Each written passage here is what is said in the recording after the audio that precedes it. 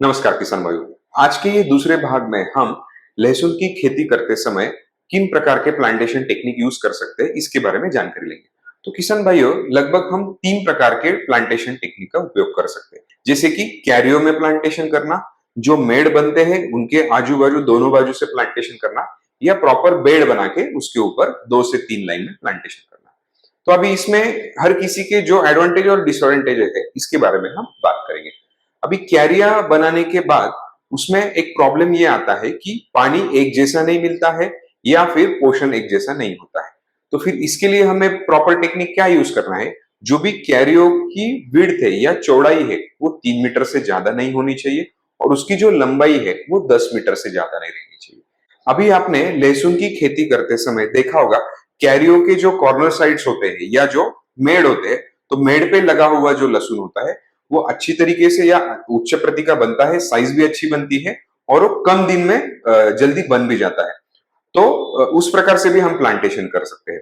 Cairo के बदले हम मेड़ बनाएंगे और उसके दोनों बाजू से अगर हम प्लांटेशन करेंगे तो उससे भी अच्छी बम्पर पैदावार मिलेगी और ज्यादा से ज्यादा रूट्स डेवलप हो गए, माइक्रो ऑर्गेनिज्म भी डेवलप हो गए और दिया हुआ खाद और पानी अच्छी तरीके से मिलेगा।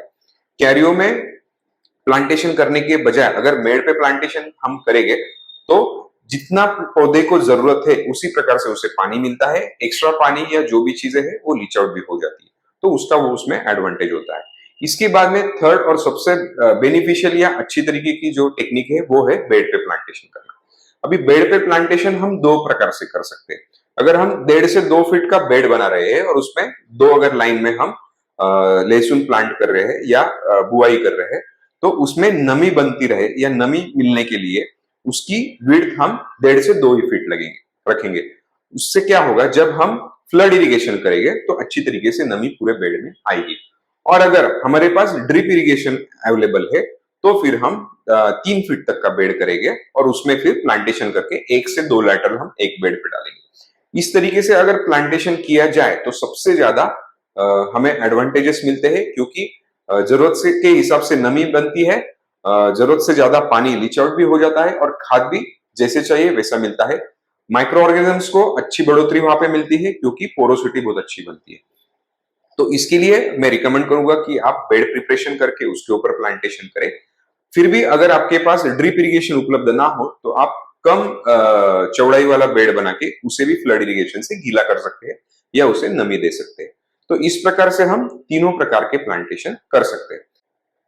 अभी ये तीनों भी टेक्निक में प्लांटेशन करने के समय हमें ये बात याद रखना है कि जो प्लांटेशन की पंक्तियां होगी तो वो पंक्तियों से पंक्तियों तक का डिस्टेंस हमें 5 इंच रखना है और जो कलियां हम प्लांटेशन करने वाले हैं तो कलियों से कलियों तक का अंतर हमें 4 इंच रखना है। तो इस प्रकार से हमें क्यारिया, मेड़ या बेड पे प्लांटेशन करना है। अभी इसके बाद में हमारा अगला टॉपिक क्या है? तो अच्छे बीज का चयन करना और उसका उपचार करना। तो ये हम देखेंगे अगले भाग में। धन्यवाद।